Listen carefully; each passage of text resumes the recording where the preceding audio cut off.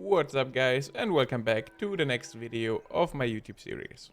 Today we have English versus Mongols on Prairie. The English player is Diamond 2, the Mongol player is currently Conqueror 1. By the time this match was played, he was Diamond 2 though. So when they played, they were even ranked. Okay, so let's get into it. So first things first, if you play Prairie, you always have to expect you have to play versus trade. Prairie is like one of the best maps for trade because the trade posts are always in the corner and always on the edge of the map. So if you play Lipany, for example, sometimes you have a market in the middle of the map, or sometimes it's like, yeah, not in the corner. But if you play Prairie, the markets are always in the corner. So this favors trade a lot. So then you have to think about, okay, how can I stop the trade? I mean, first of all, you obviously have to scout what landmark the Mongol player is going for, but the chances he is not going for the silver tree on this map is like 1% maybe. So again, you have to scout that he is going for the trade landmark, so you have the confirmation. But I think as soon as you scouted it, so you have to scout it at the early point, so around 3-minute mark, because that's the usual time for the Mongol when they start aging, or like 2:30 to 3 minutes. You have to be around their base. You'd have to try to get the information. And we can see the English player is on double scout, so that means he should cover most of the map by the 3-minute mark. So he should have one scout close to the Mongol base and scout it. I think you can also potentially man-at-arm rush on Prairie as English, because there is always one exposed resource. Either it's the zone, so you can destroy the Uwu, and then the Mongol player is not able to double produce the traders, or the gold is exposed, like in this game, so you could deny the gold income. Because it's 2:30 right now, and the Mongol player now gathered the gold he needs for feudal age, but at this time, your man-at-arm could be here already. So I think man-at-arm rush has potential here. Okay. Let's skip a little bit forward. Not too much to say here. Both players are just going for a fast feudal age at this point. And we can see right now the English player is going for the Abbey of Kings. So that means no early longbows, because he has no double archery range production with the Council Hall. But he is able to make the king. And right now he's gathering gold. So he is stacking up 100 gold. I think the king is 150 food and 100 gold. We're gonna check that in a second though. So right now he is gathering the gold because he wants to make a king. And I expect to go for some horsemen here, because he has one scout here. He scouted the silver tree, so he knows that the trade will come. And now we can see right now he's sending out one villager and trying to wall this market. This is a big commitment, but it like is super important to do it. If you don't do it and the first 2 traders or the first 4 traders make their way through, it already feels super rough. What I think right now, this villager, where is it? Where is the villager? Okay, the villager is here. But the Mongol player is in feudal age already. So this villager is way too late here, because we can see right now the Mongol player is already producing double traders on his Uwu. So yeah, that is the problem. I think the villager overall is a great idea, because you have to deny the trade. But the villager should be here way earlier, because the first 2 traders will make their way 100% through it.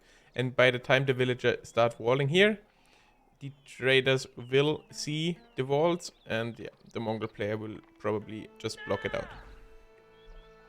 And another thing is, if you wall market, always wall both markets. It's a big investment, but if you manage to wall this market, you focus around it, you try to micro the villager, close off the wall, pay attention to not lose the villager. The Mongol player can just decide, okay, you wall this market, I just go here. So always wall both markets. It's a big investment, I know, but it helps a lot. So we can see right now, the king is actually 150 food, 150 gold. But already the king is in production. No other production buildings so far. His age up is really late, to be honest. I think you can have like a 410, 420 feudal age timing, and he's 1 minute late. And yeah, that's the problem I was talking about. We can see the villager went out to wall way too late, and we will expect some units here soon for the Mongol player. Exactly, he has a stable, he's double producing the horseman right now, and this wall will not be closed. I expect the Khan to block it out here just to buy some time, attack the villager, and yeah. And that's the problem I was talking about, because right now we can see the silver tree is on the way to the bottom left corner, and 4 traders made their way through already. So these 4 traders over max distance will give the Mongol player over 600 gold already. I don't know the exact numbers, we will see it as soon as the silver tree is placed, but I expect 175 gold here from these traders. Okay, it's 161, but still 4 traders, it's over 600 gold and even 60 food on top.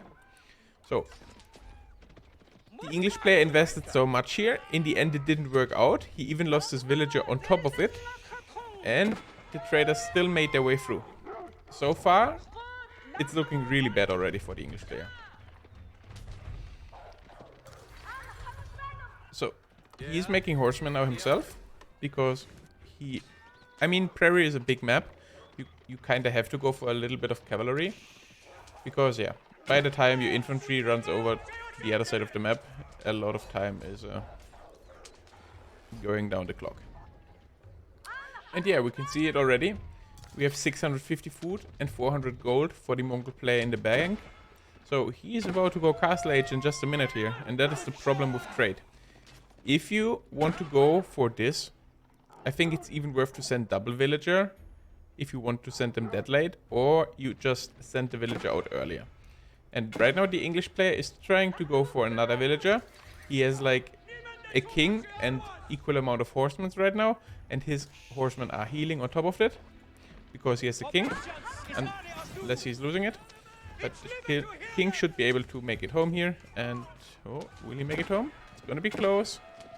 Yeah, he will make it home, he will heal up again, and yeah.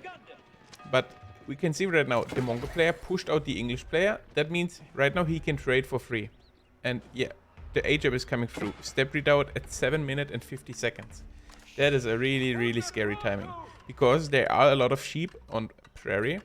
So he can just send a lot of villagers on food. And we can see he only made 4 traders at this point. And these 4 traders gave him the entire gold he needed to go to Castle Age. That is the problem with trade. That's why, even though he only had 4 traders making a single trip, it is already too much. That's why the English player is about to face probably knights, because right now we only have a stable, and then his horsemen and his king are not going to do anything. Even though they're healing, the knights will just, yeah. The horsemen won't do too much against the knights. We can see some good raids here right now for the English player. Able to take down 2 traders, probably able to take down these other 2 as well. But the problem is still here. He is going up to Castle Age, even though he lost his traders for now. He's just gonna make double production knights here in a second, as soon as he has the stone. Wait, he actually has the stone. I'm watching the wrong player. It's on me. So yeah, we can see double production Lancer is on the way, and these 2 Lancers will deal with all these 7 horsemen without any problem. So he sent out another villager, is about to get this wall up, because right now he still has the map control before the knights of the Mongol player are out on the map. But right now what I would do as the Mongol player is, yeah, we can see already he is just sending the traders to the other market. And that's why I said earlier, if you want to wall markets, wall both markets. The Mongol player could even end up splitting them, so he sends a few here and a few here, and if you have to fight versus them, you probably don't think about he could go to the other market as well. So, first knights are out on the field, the armor arrow is being used, armor increased by 2, and yeah, now the English player has to run, and now the Mongol player, even though he has right now no trade going for him, he has the step redoubt now for himself. That means he gets 50% more gold drop off. So, the English player on the other side is trying to go Castle Age as well. He has only 3 villagers on gold, and he still needs 100 gold. And right now he decides, okay, I really need more guys on here, because the Mongol knights are about to join here, and then his gold will be denied. And so far, he has no gold for the age up. So, what the English player should do right now is probably make a barracks and start making spearmen, because the chances are high the Mongol player will go for more knights, and we can see more knights are in the production already. So yeah, he needs something to defend these knights. So he should go for barracks here and spearmen for himself. Because even if the Mongol player wouldn't attack right now, and we can see already he's going in, the Ajab is coming in a really, really greedy spot here. So the first villagers are going down for the English player. And even if the Mongol player would not attack at this point, and the English player is still making knights only, there's no point or no chance for you to catch up in the knight count, because first of all, Mongol can double produce sometimes, and he is already making knights right now. So he has only one stable and he has no gold in the bank. So how is he supposed to make knights? He has only one stable right now. So even if he gets this age up through, what is he gonna do? He has 39 gold, he has no gold income, he has no other production building. So he has a thing right now. Okay, even if I get the castle age up, what is my play gonna be here?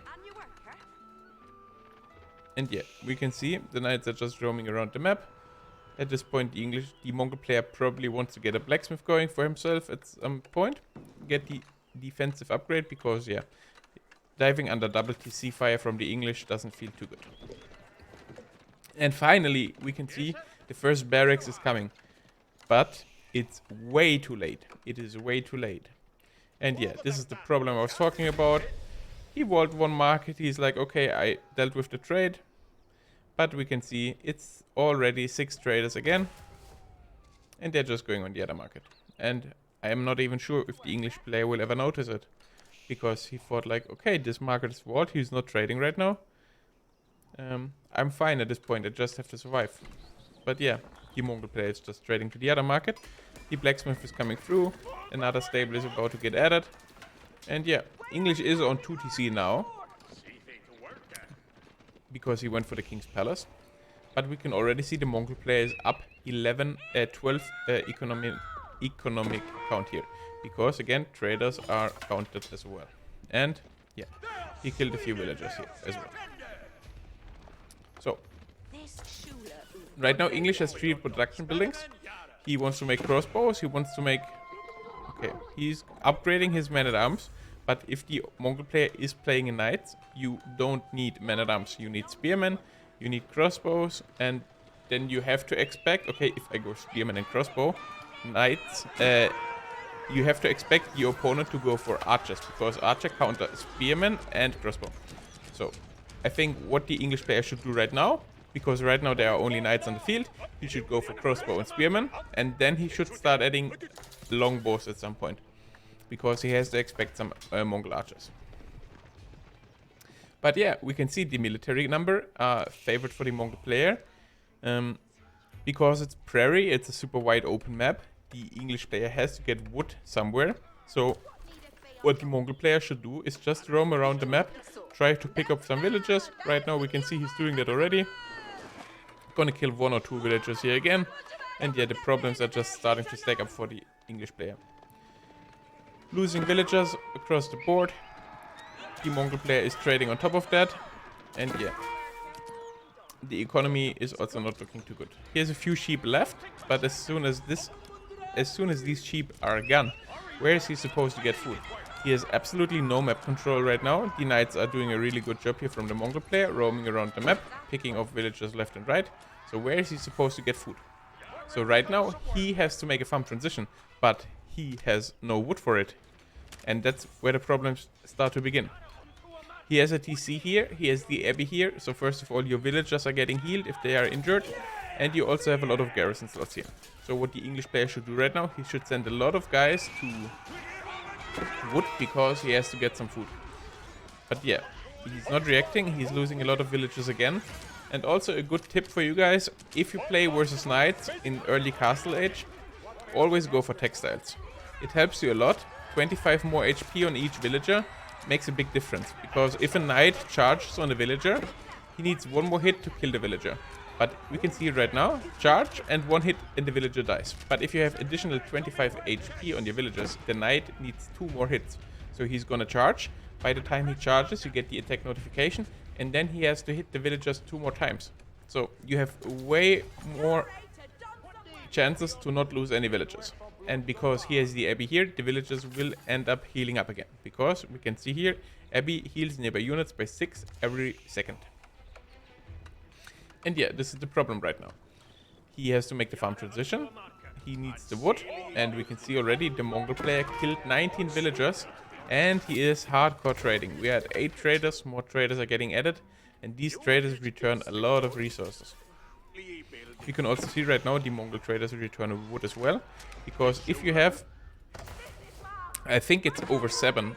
I think it's over 7 traders. So you activate like a passive ability. I don't know the exact name. I think, nah, I'm not sure. I don't want to spread fake news. But it's you need an amount of traders, and if you have that amount, you will get wood on top of it. I think it's 7. But yeah, we can see the farm transition is going here for the English player. On the other side, we can see a lot of wood is being mined by the Mongol player. And at this point, the Mongol player can just buy a lot of resources. Because he is trading and he has 11 villagers on top of the step redoubt. So he has 11 here, but because they drop off 50% more, he has like 16.5 villagers here. So on top of he is trading, he also has like 5.5 more villagers in total because they are mining gold on the step redoubt and dropping it off there. So the Mongol player is in a really good position. And right now he is aware of the fact, okay, I just have to shut down the gold income here. The Mongol player is not able to make any more man-at-arms or crossbows. So yeah, right now he's making rams and trying to get some buildings from the English destroyed. And again, more idle time. The amount of idle time the English player had in this game is really, really good. And we can see some more raids trying to make some multi-raids, attacking from the bottom and on the top side. So the English player has to split his army, so he lost the fight on the bottom side of the map, and yeah, he defended the top side, but yeah, he lost the bottom side in exchange. And yeah, now it's like almost double the army count, and we have some men-at-arms and some crossbows here. But they are facing a lot of knights for the Mongol and a lot of horsemen as well to deal with the crossbow. And yeah, more rams are being made, so I expect the tower and the landmarks are about to go down, because with this army difference, there's no way the English player can defend. Even though he has the network of castles, has more attack speed on his units, he is probably getting a better fight than he should be able to get on the open field. But yeah, it's a losing fight at this point, because yeah, the trade is going, it's not even noticed by the English player, and more units are being rallied over. And as soon as this wood line is finished, he has to move out. So he can go here, but he has absolutely no map control. So right now there are so many problems going for the English player. I think at this point he really needs a wonder to happen. Yeah, I just see no, I don't want to spoil, but I just see no point for him to win at this point here. I think he could already resign here, because he has 5 rams to deal with it now. He's behind in army count. So I think the game is about to finish here. So let's start about what the English player could have done different. Let's summarize it again. So first of all, he went for the Abbey of Kings. I think it's not a good choice here, because Prairie is so open, the wood is so small.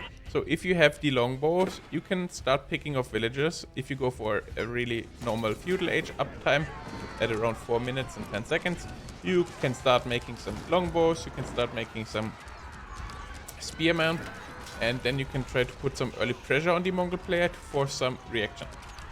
So then you obviously have to deal with the trade as well. So he went to wall the market, but first of all his villager was late, and it's also one villager alone. So you have to always think about the fact that a wolf can attack your villager and the Mongol player has the Khan. So if you, your villager is getting attacked by 1 or 2 wolves, he starts losing HP already. And if the Mongol player is scouting it, what he did in this case, the Khan can kill the villager or attack it at least on top of it. So yeah, if you want to wall the market, you want to wall both markets, and you want to send 2 villagers as well. And yeah, the first two traders made their way through, and at that point it was already over. Because the Mongol player was going Castle H, he had his debris route after that, he was just making knights, and yeah, the English player was responding too late with a barracks. So I think the early few mistakes made this game really, really hard for it, and not making a barracks earlier probably killed him, because he was aware knights are coming. There was no reaction of him. So yeah, that was the game. I hope you guys enjoyed it as always. I thought about going into some mirror matches in the future, speaking about what is important in mirror matchups, so feel free to give me some feedback in the comments if you like that idea or not, and I see you in the next video. Peace.